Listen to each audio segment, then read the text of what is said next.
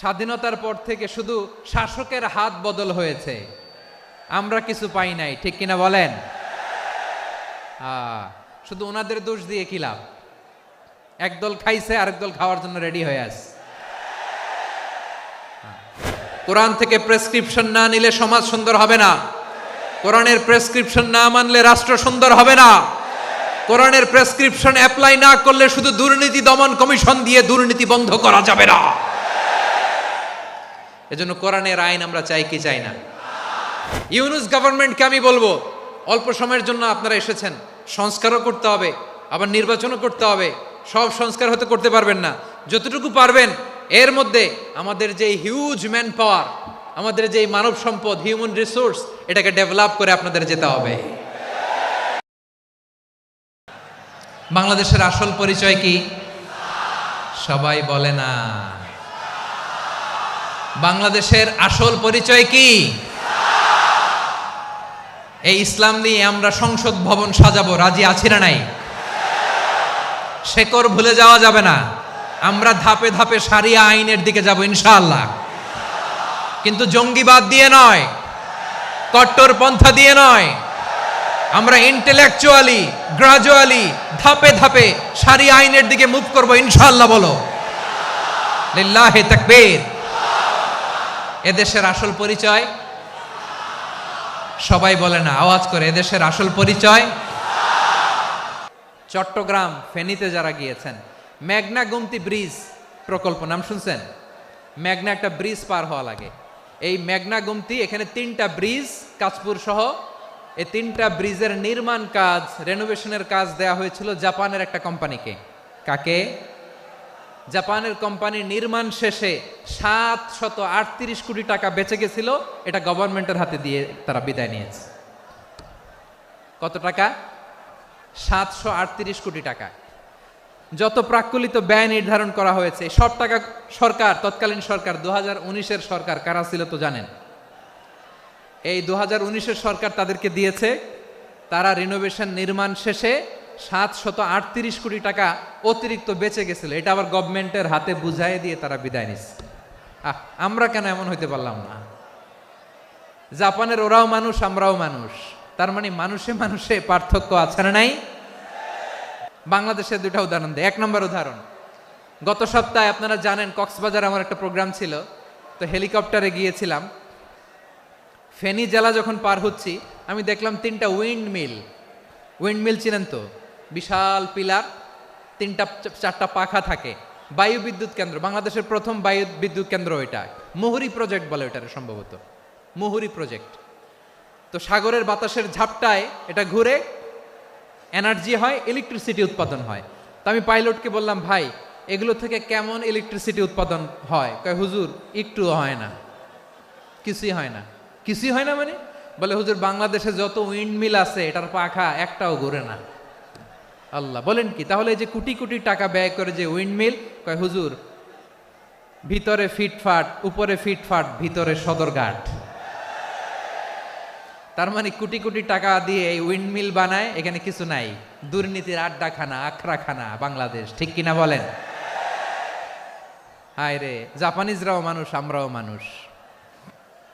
আমার এক নিকটাত্মীয় সরকারি চাকরিজীবী, উনি আমাকে বললেন, বাংলাদেশের আরেকটা উদাহরণ দেই। উনি আমাকে বললেন যে প্রতি বছর আমাদের অফিসের ফার্নিচার চেঞ্জ করে। আমি বললাম প্রতি বছর ফার্নিচার চেঞ্জ করে কেন? বলে যে ফার্নিচার নতুন পারচেজ করলেই তো ওইখানে টাকা, নতুন কিনতে পারলেই টাকা, নতুন উন্নয়নের সবক শোনাতে পারলেই টাকা। প্রথম আলোর রিপোর্ট, কি আলো? প্রথম আলোর রিপোর্ট, গত 15 বছরে উন্নয়নের নামে লুটপাট হয়েছে প্রায় 3.25 লাখ কোটি টাকা। কার রিপোর্ট? আমাদের বানানো কথা। প্রথম আলোর রিপোর্ট। গত 15 বছরে কারা ছিল জানেন তো? হ্যাঁ, শুধু ওনাদেরকেই দোষ দিয়ে লাভ নাই। স্বাধীনতার পর থেকে শুধু শাসকের হাত বদল হয়েছে, আমরা কিছু পাই নাই, ঠিক কিনা বলেন? শুধু ওনাদের দোষ দিয়ে কি লাভ? একদল খাইছে, আরেক দল খাওয়ার জন্য রেডি হয়ে আছে। আমরা এরকম চাই না। জনগণকে ফুটপাতে বসায় দিচ্ছে। প্রিয় ভাইয়েরা, তাহলে জাপানের মানুষও মানুষ, আমরাও মানুষ। সিদ্ধান্ত আপনার, কোন মানুষ হবেন, ভালো মানুষ না খারাপ মানুষ? আজকের আলোচনার বিষয় হচ্ছে মানব সম্পদের উন্নয়ন, human resource development. It's a process to increase the capacity of knowledge, skill, capacity of the people of a country. একটা দেশের মানুষের জ্ঞান, তাদের দক্ষতা কি করে বাড়ানো যায়, বাড়িয়ে দেশের উন্নয়ন করানো যায়, এটাই হচ্ছে মানব সম্পদ উন্নয়নের মূল কথা। তাহলে মানব সম্পদ হচ্ছে একটা দেশের সবচাইতে শক্তিশালী পুঁজি। ইউনুস গভর্নমেন্টকে আমি বলবো, অল্প সময়ের জন্য আপনারা এসেছেন, সংস্কারও করতে হবে, আবার নির্বাচনও করতে হবে। সব সংস্কার হয়তো করতে পারবেন না, যতটুকু পারবেন এর মধ্যে আমাদের যে হিউজ ম্যান পাওয়ার, আমাদের যে মানব সম্পদ, হিউম্যান রিসোর্স, এটাকে ডেভেলপ করে আপনাদের যেতে হবে। যেটা পারবেন না সেটাকে পরবর্তী নির্বাচিত গভর্নমেন্টের কাছে রেখে যেতে হবে, যে তারা যেন করে, তাদের কাছে আপনারা এটা রেখে যাবেন। তাহলে মানুষ চাইলে বিশ্ব জয় করতে পারে, আর মানুষকে হারাতে পারে কেউ? জোরে বলো যশোর, মানুষকে হারাতে পারে কেউ? আল্লাহ আমাদেরকে জনসংখ্যা দিয়েছেন প্রিয় ভাইয়েরা। এই জনসংখ্যা অনেক বড় সম্পদ, এটা আমাদের জন্য অভিশাপ নয়, আশীর্বাদ। আমাদের জনসংখ্যাকে যদি আমরা জনশক্তিতে রূপান্তর করতে পারি, আজকে বাংলাদেশ যে অবস্থানে দাঁড়িয়ে আছে, বাংলাদেশ তার 20 গুণ উন্নতির শিখরে চলে যাবে। চিল্লায় বলো ঠিক কিনা? আমাদের শ্রমিক ভাইয়েরা বাইরে কাজ করে, আমাদের শ্রমজীবী ভাইয়েরা, প্রবাসীরা, তাদের ব্যাপারে গুরুত্ব দিতে হবে। আমাদের শ্রমের দাম সবচেয়ে কম, সবচেয়ে কম। তারা এম্বাসিতে গুরুত্ব পায় না, এয়ারপোর্টে গুরুত্ব পায় না। এই সরকার অবশ্য তাদেরকে অনেক গুরুত্ব দিচ্ছে। আমাদের অদক্ষ শ্রমিককে যখন আমরা দুবাই পাঠাই, অল্প বেতন পায়, কিন্তু ইন্ডিয়ানরা দক্ষ শ্রমিক পাঠাইলে তার 3 গুণ বেতন পায়। আমরা আমাদের শ্রমিকদেরকে অদক্ষভাবে আর পাঠাতে চাই না, দক্ষ শ্রমিক পাঠিয়ে আমরা রেমিটেন্সের বন্যা বইয়ে দেব। আমাদের শ্রমিকদের পাঠানো রেমিটেন্সের টাকায় সচল থাকে আমার দেশের অর্থনীতির চাকা।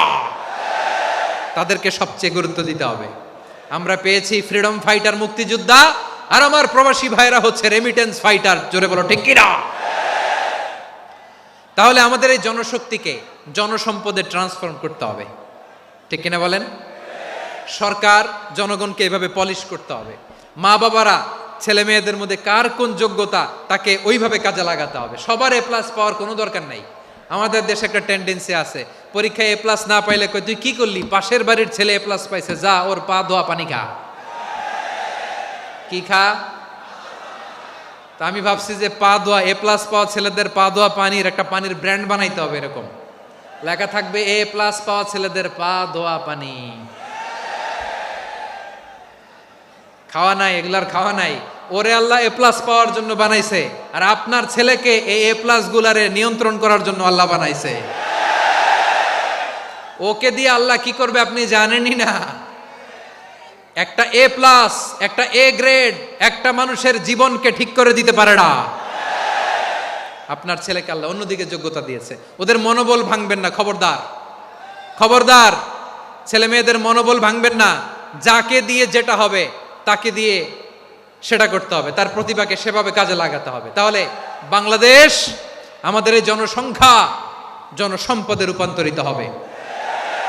আমাদের সরকারের তত্ত্বাবধানে আমাদের 18 কোটি জনগণ দক্ষ জনশক্তিতে রূপান্তরিত হোক, আমরা চাই কি চাই না? আমরা ভালো মানুষ, শ্রেষ্ঠ মানুষ হতে চাই কি চাই না? ওই জাপানিজদের মতো সৎ, ওই ইউরোপিয়ানদের মতো কালচার্ড। আমাদেরকে আল্লাহ তাআলা কোরআন সুন্নাহ অনেক কিছু দিয়েছেন। যেহেতু বর্তমানে আমরা দেখছি তারা সৎ, তাদের মধ্যে ভ্যালিউ আছে, সেগুলো আমাদের মধ্যে আনার দরকার আছে না নাই? আর ইসলাম দিয়ে আমাদের জীবনকে সাজাতে হবে, ইসলাম দিয়ে আমার পরিবারকে সাজাতে হবে। ইসলাম থেকে, কোরআন থেকে প্রেসক্রিপশন না নিলে জীবন সুন্দর হবে না। কোরআন থেকে প্রেসক্রিপশন না নিলে সমাজ সুন্দর হবে না। কোরআনের প্রেসক্রিপশন না মানলে রাষ্ট্র সুন্দর হবে না। কোরআনের প্রেসক্রিপশন অ্যাপ্লাই না করলে শুধু দুর্নীতি দমন কমিশন দিয়ে দুর্নীতি বন্ধ করা যাবে না। এজন্য কোরআনের আইন আমরা চাই কি চাই না?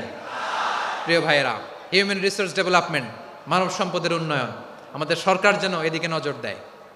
আমরা যেন এই ব্যাপারে যত্নবান হয়ে উঠি। যাকে আল্লাহ যে যোগ্যতা দিয়েছে, এই যোগ্যতা দিয়ে আমরা যেন ইসলামের জন্য, দেশের জন্য কাজ করি। আমরা যেন আমাদের স্কিল ডেভেলপ করি, আমাদের পটেনশিয়ালকে ডেভেলপ করি। মোরালিটি, ভ্যালিউজ নিয়ে শায়েখ আহমদুল্লাহ আলোচনা করেছেন, এগুলো দিয়ে যেন আমরা আমাদেরকে সাজাই। আল্লাহ তাআলা আমাদের দেশকে তুমি নিরাপদ করো, আমরা পড়ি আমিন। আল্লাহ আমার 18 কোটি জনগণকে তুমি জনশক্তিতে রূপান্তরিত করো, আমিন। আল্লাহ আমরা হাতে হাত রেখে কাঁধে কাঁধ মিলিয়ে ভাইয়ে ভাইয়ে যেন এই দেশকে গড়তে পারি, আল্লাহ তুমি তৌফিক দান করো, আমরা পড়ি আমিন। আমার প্রিয় মহিউদ্দিন ভাই বলেছেন, হুজুর এমন একটা ঘোষণাপত্র দিয়ে যাবেন আজকের এই ঐতিহাসিক যশোরের প্রোগ্রামে, যেটা গোটা বাংলাদেশে মানুষ এটার উপর আমল করে। আমি যে কথাটা বলেছি এটাই, আসুন আমরা আমাদের জনসংখ্যাকে জনসম্পদে ট্রান্সফর্ম করি, আমাদের জনসংখ্যাকে আমরা যেন জনশক্তিতে রূপান্তরিত করি, জনসংখ্যাকে ট্রান্সফর্ম করে জনশক্তি দিয়ে আমরা যেন আগামীর বাংলাদেশ, স্বাধীন বাংলাদেশ 2.0-কে গড়ে তুলি। আল্লাহ তাআলা আমাদের সবাইকে কথাগুলো বোঝার, আমল করার তৌফিক দান করুন। এই জেনজি, ক্ষমা করে দিও আমাকে, অনেক ধমক দিছি, বকা দিছি। আল্লাহ তোমাদেরকে করুক, কবুল করুক, যশোরবাসীকে কবুল করুক, আদ দিনকে কবুল করুক, এই মেডিকেল কলেজকে কবুল করুক, ইসলামের জন্য বাঁধ ভাঙা এই জোয়ার এবং উচ্ছ্বাসকে আল্লাহ তাআলা কবুল করুক। হাযা মা ইনদি ওয়াল ইলমু ইনদাল্লাহ আলাইহি তাওয়াক্কালতু ওয়া ইলাইহি উনীব। সুবহানাকাল্লাহুম্মা ওয়া বিহামদিকা।